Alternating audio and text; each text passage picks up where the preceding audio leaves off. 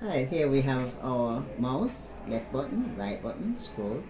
Underneath here is where you need to focus.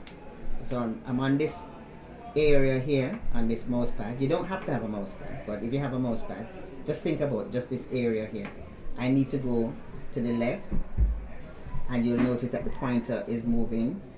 I'm going to the right, the pointer is moving. But if I run out of space, you lift the mouse. See, once I'm lifting the mouse, nothing has moved.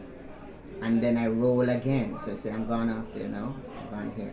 I'm coming down. Okay. And if I click, pressing the left button, an action will take place on the screen. Okay. I've gone to the arrow here, press, and action has taken place because I have clicked. Alright, let me click on this button here, which is minimize, get this out of the way for a moment. And I want to double click on something. Alright, so here, you see the mouse, my mouse button is right here right now. If I press this to double click, I'm going to press this quickly, twice. I've double clicked and now I've seen a reaction. So a double click will cause a reaction, single clicks will cause a reaction.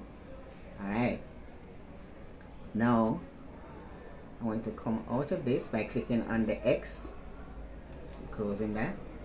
If I press the right button, you get what we call a menu. Just like when you go to the restaurant and you get a menu of choices. And it's, if you see an arrow, you get a sub menu. You see that? Right. That is when you right click. I want to get rid of all of this. I can just press escape right here on the keyboard. ESC, escape out of that. So if my hand touched the right button by accident, I will know because I see a menu. I want it to come out. I can escape and get rid of that. So we've just covered the click, the right click, and the double click. But we also have what we call a drag. So if you go on an icon, for example, this is all these pictures here are called icons.